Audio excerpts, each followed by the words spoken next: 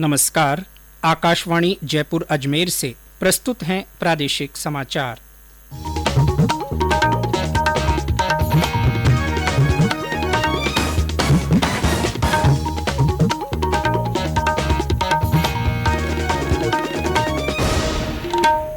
समाचारों के साथ मैं जितेंद्र सिंह पूनिया।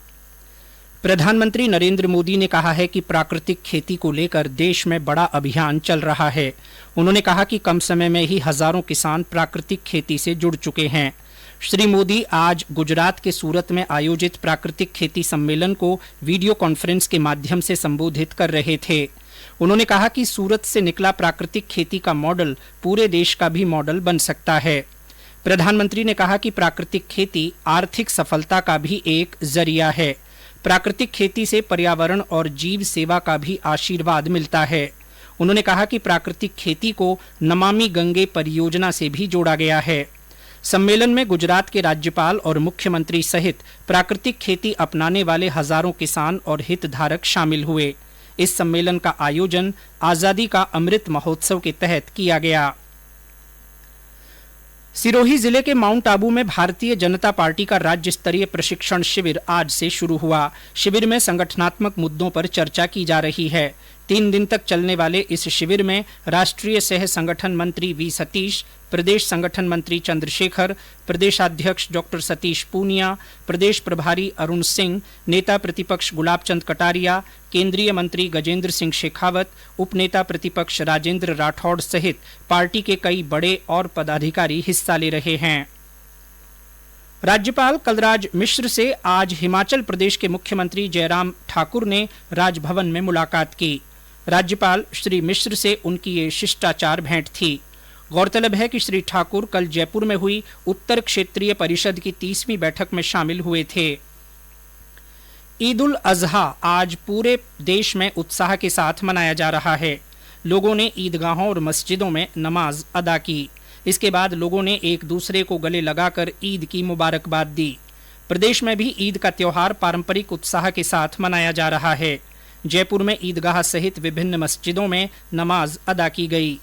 अजमेर में ईद पर आज ख्वाजा मोइनुद्दीन हसन चिश्ती की दरगाह में स्थित जन्नती दरवाजा खोला गया। टोंक और भरतपुर के ईदगाह मैदान में नमाज अदा की गई। जालौर, बाड़मेर और बारां में ईद का त्योहार पारंपरिक उल्लास से मनाया जा रहा है। बूंदी में शहर काजी मौलाना गुलामे गौस ने नमाज अदा करवाई। ईद के मद्देनजर प्रदेश भर में सुरक्षा के कड़े इंतजाम किए गए हैं। जम्मू कश्मीर में श्री अमरनाथ गुफा के निकट बादल फटने की घटना में मारे गए श्रद्धालुओं की संख्या 16 हो गई है। कई श्रद्धालुओं के मलबे में दबे होने की आशंका है। राहत और बचाव कार्य तेजी से चलाए जा रहे हैं। भूस्खलन और चट्टाने खिसकने के बाद पहलगाम और बालटाल दोनों मार्गों से अस्थायी रूप से यात्रा रोक दी गई है। रक्षा मंत्रालय के संयुक्त सचिव दिनेश कुमार के नेतृत्व में केंद्रीय दल ने आज बाड़मेर में जल शक्ति मंत्रालय के कैच द रेन अभियान के तहत जल संरक्षण कार्यों का जायजा लिया। इस अवसर पर उन्होंने कहा कि वर्षा जल संरक्षण के लिए बड़े पैमाने पर प्रयास किए जाने की जरूरत है। गौरतलब है कि इस दल ने कल भी जिले में विभिन्न स्थानों पर जल संरक्षण कार्यों का अवलोकन किया। प्रदेश में पिछले 24 घंटों में कुछ स्थानों पर भारी और कई जिलों में हल्की से मध्यम दर्जे की बारिश हुई। सबसे ज्यादा 90 मिलीमीटर बारिश भरतपुर के सेवला हेड पर दर्ज की गई। इसके अलावा भरतपुर के उज्जैन में 77, झालावाड़ के खानपुर में 72, धौलपुर के सर मथुरा में 71, कोटा के मंडाना में 67, दौसा के रामगढ़ पचवारा में 63 और बारां के छबड़ा में 57 मिलीमीटर बारिश रिकॉर्ड की गई। बूंदी और आसपास के इलाकों में आज सुबह अच्छी बारिश हुई। इससे बरधा बांध पर चादर चलने से सैलानियों में खुशी का माहौल है।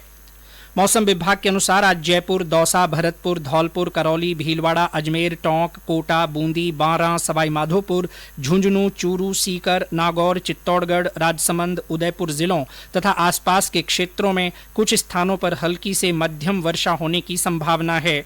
इस दौरान जयपुर, कोटा, टोंक और बूंदी जिलों में कहीं कहीं बिजली गिरने के साथ ही 1 या 2 स्थानों पर तेज वर्षा होने का पूर्वानुमान है। प्रधानमंत्री नरेंद्र मोदी 31 जुलाई को आकाशवाणी से मन की बात कार्यक्रम में अपने विचार साझा करेंगे। यह इस मासिक रेडियो कार्यक्रम की 91वीं कड़ी होगी। प्रधानमंत्री ने लोगों से उन विषयों के बारे में सुझाव देने को कहा है जिन पर कार्यक्रम की इस कड़ी में चर्चा होनी चाहिए। लोग नमो ऐप या MyGov ओपन फोरम पर अपने विचार साझा कर सकते हैं।